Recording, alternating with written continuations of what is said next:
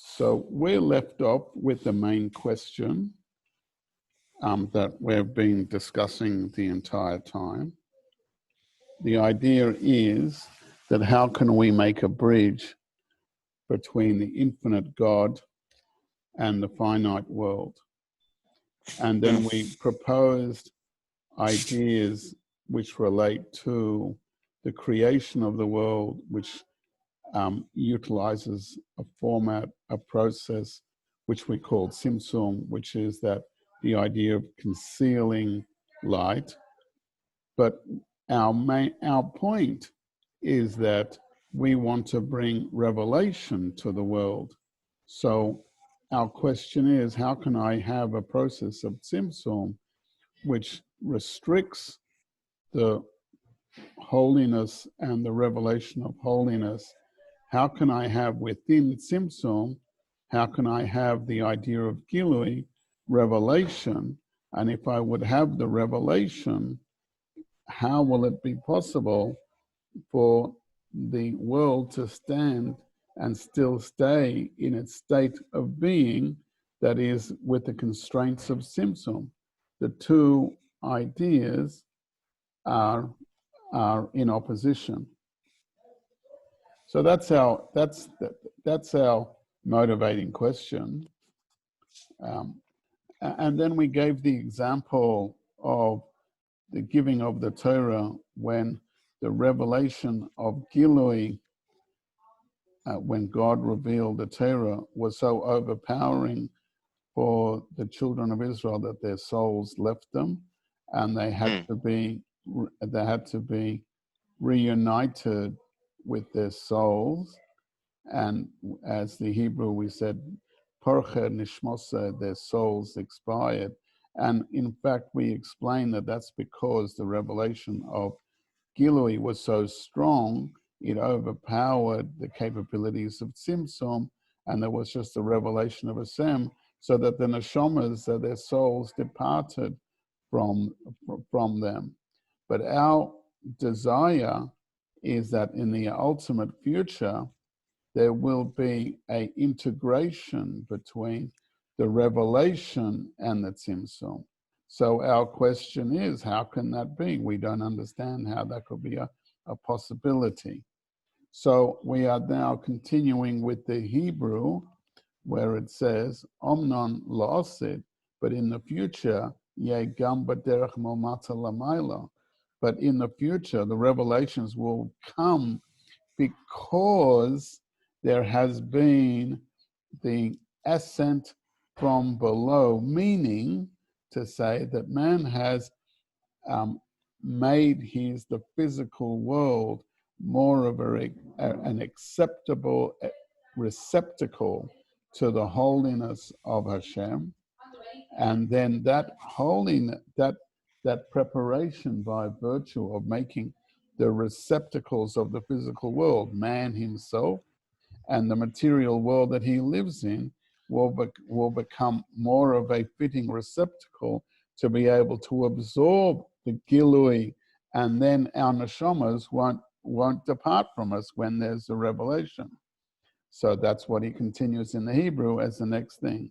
B'hainu shi'eh beis inyonim, that in the future there will be, as time increases, there is this idea of the two aspects.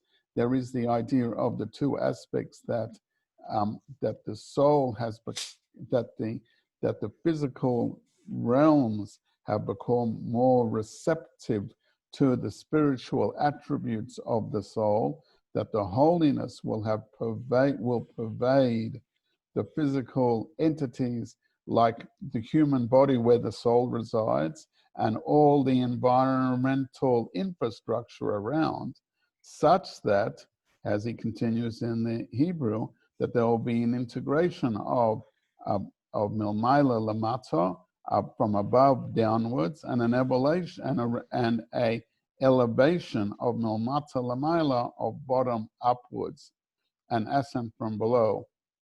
Now, this idea is hinted at in a particular prophecy which is mentioned in Yeshayahu, and it says that he says that in the future, he says, I will make your windows out of gemstones. What exactly does he mean? V'samti kadkod shamashayayich. I will make from your windows, I will make them from gemstones, meaning, and the Talmud interprets to say, Chad Omar Shahem, that one of the gemstones involved will be this type of gemstone. But Chad Omar Yoshua, and the other one says it happens to be another gemstone.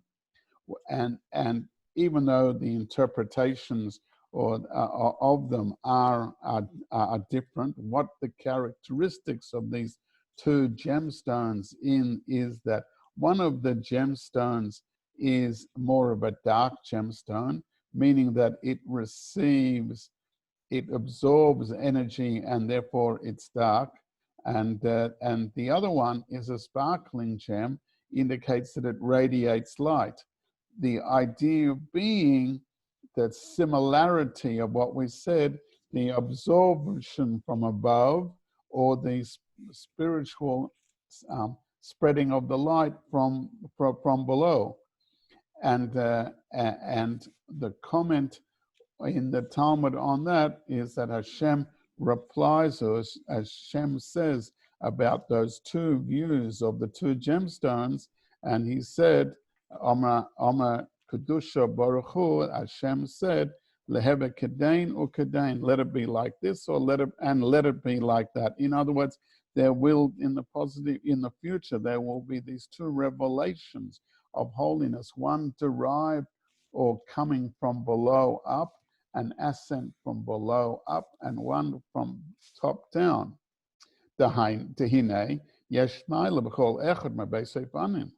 Because there are advantages of both of those two types of revelations, two types of emanations. There's a advantage from an emanation which comes from godliness from above, but there's an advantage also from when a man works, when man does his service that he does to Hashem, and that causes that there should be a level of brilliance, a level of light exuded because of his own because man's efforts. Both of them have a unique quality that the other one doesn't have. Right? The revelations from above of high spiritual source doesn't have the advantage of having been worked on. The spiritual elevations from man below up doesn't have the radiance of the highest levels, but it has the advantage that man has done it himself. As we continue, because when there's a revelation from above to below, then what happens? It's a revelation of the deepest levels of Hashem's essence, or at least the light which is a reflection of the essence of Hashem. Such lofty levels can't be drawn down by man's service. This is something which has to be derived from above. How nevertheless, but such lofty levels of revelation cannot reside in the world and cannot be captured by the world. It cannot sit in the world. It cannot be absorbed by the world, as was at the time of the revelation of Har Sinai, that the light is so strong that it couldn't settle and be contained, certainly not on a permanent basis, as miracles do. When a miracle happens, the light of God shines into the world. But after, when the miracle ends, we don't have any permanent change in the world because of it. But in the future, this won't be the case. So, in order for the higher light to rest and to be absorbed and make a change in the lower plane in some sort of contained manner, it has to go through the idea of being enclosed in it, just like the soul is enclosed in the human body. and empowers the body. And then each one, the soul and the body, are like a glove and a hand. They fit well and they work well together. In the future, the godliness will come down in a manner such that it will stay and be absorbed and remain in that and not go away. But since at this point the lower levels are not fit for that, so any time that there's a revelation from above, it comes in a flash, but it goes in a flash. And that's because, as we said, because the light comes because of the revelations from above. But the lower realms are not a fitting vessel to capture and to contain and to become and to let the spirituality get absorbed so that it's there on a permanent basis. But however, kasher hagilui hu b'derech malmata lamayla, but when revelation is processed after an ascent from below that refines the receiving vessels so that they will be able to absorb the higher spiritual realms, then that can be contained and rest in it. We have the capability for the light to be absorbed, right? If we have prepared ourselves, or if we prepared the spiritual existence of the physical world, and then he continues in the Hebrew, Azai ha'er hu b'siyasheves, then the light, the spiritual energies which come into the world, can be captured and contained and remain in this physical world and enliven. And this is possible because the vessels, which is the spiritual vessels, which is going into, have been prepared for it and have been made into, as we've used the Hebrew expression, a keli, a vessel for the light. Nevertheless, what does come down and what can be captured is not the essence of the light, but only abalhu raka orabovat, but it's only a reflection of the light. It's a diminished version of the light, since drawn down through man's efforts in refining himself in the material plan, that light is proportionate. It's of the same level to those efforts and limited in nature. And now the Rebbe will continue and give us another example of relationship. So as the Maimon will give us an example of the integration of the two well-known names of Hashem, Yud K'vod Havayah, Shem Havayah, and Shem Adnai. And sometimes when they're joined together, we have to refer to a primary name and a secondary name. But nevertheless, we see that there is a level of integration. One of the names of Hashem becomes the primary influencer of the name. So that gives us the same idea as if there's a revelation from above, which one is primary, if there's a revelation below, which one is primary, but notwithstanding that the idea is that they will become integrated. Let's see what he writes in the Maimah. V'zehu gam klolos ha'hefresh ben shilov shem havayah b'shem Adnai. When the name Yud K'vod Havayah gets integrated into the name of Adnai, the shilov shem Adnai b'shem Hashem, and sometimes there's an integration of the name Adnai into the shem of Hashem. The difference between the two will be influenced by which is the first letter that's written down, and that becomes the primary influencer. Is it the first letter of the Shem Adnai, or is it the first letter of the name Yud K'vod Havayah? One which is with a Yud and one which is with an Aleph. Therefore, he says, Sha'ashilav hu ba'efen sha'es harishon gever. And when there is an integration, the first letter, Eis Rishon, the first letter, Geva is the one that dominates V'lochein. Therefore, B'shilav Havayah Ba'adnai, that when you see that the name Havayah is integrated in the name Adnai, the pattern follows that Geva Isa Rishon the Adnas, that the first letter of the name is the main dominating letter, which will be the Aleph of the Shem Adnai, because Yud Kei Vav Kei has been integrated into it. So the first letter is the Aleph. So therefore, the revelation which is characteristic of Shem Adnai, that of Shem Malchus, and the idea of godliness being hidden, that predominates. But it has nevertheless, but it has some sort of influence from the transcendent light. But the concealing light, the Shem Adnai, is the one which is dominating.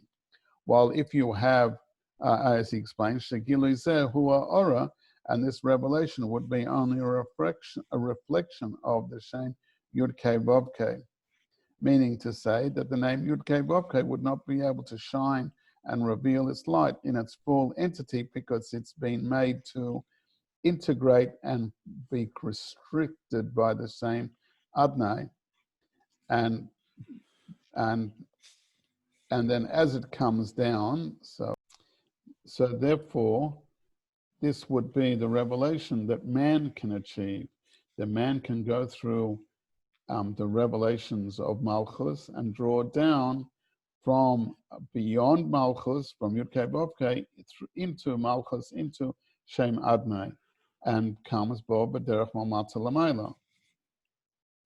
And when we have the other pattern, Keshilav Adnos B'Havayah, but when we have the name Adnai integrated into the Havayah name, then it is opposite, because she'ikuhu gili shem Havayah, because the main predominating letter is the Yud, which reflects on the transcendence of Shem Adnai, and this is the flow which Hashem is trying to put into the world.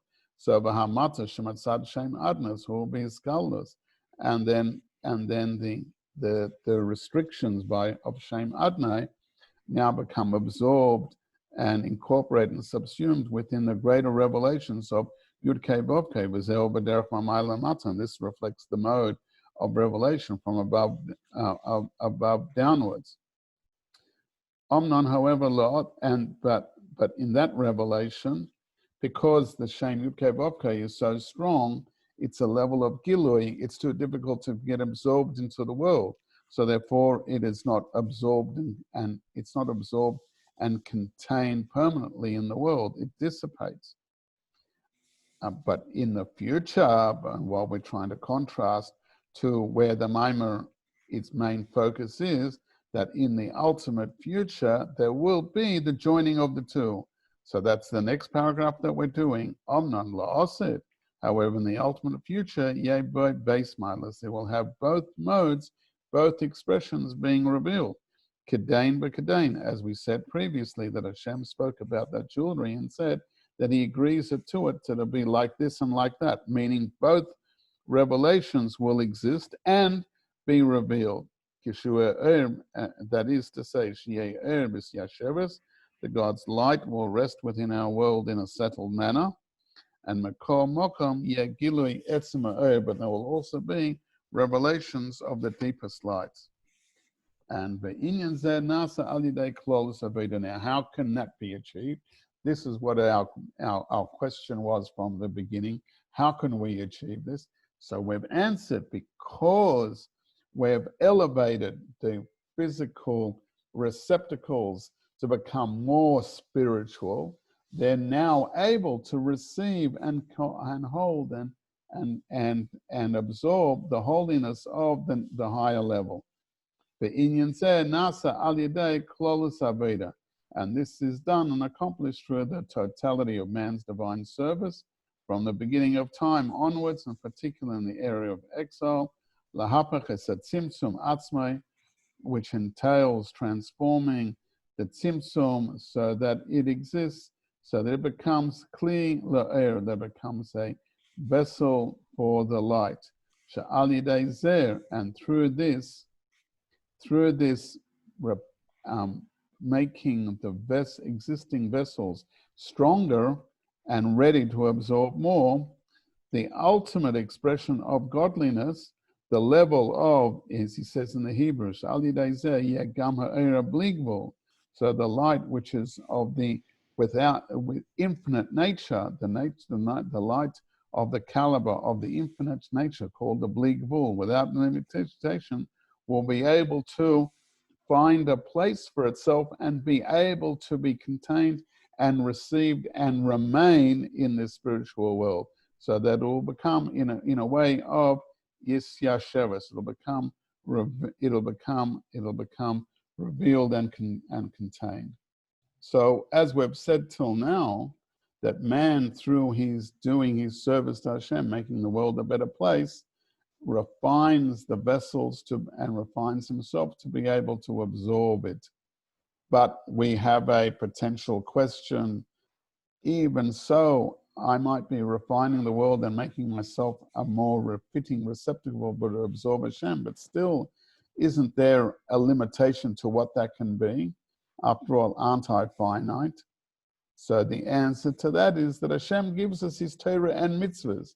And since Hashem's Torah and mitzvahs are the tools which we refine ourselves with, and they are God's instruments themselves, they make a capability that our process of refinement becomes a refinement which has an infinite capability to be able to be elevated, to be able to eventually contain the great holiness of Hashem and the highest level of mitzvahs. Yes, because the Torah and mitzvahs absorbs is God's original methodology, how we can keep the holiness of Hashem into their world. It acts as the vessel to actually help us elevate the world through his Torah and mitzvahs, so that when at the time of the ultimate future, we will have prepared with Hashem's tools, the Torah and mitzvahs, the world to be able to be a fitting vessel, for all of the blessings of Hashem and the revelations of Hashem.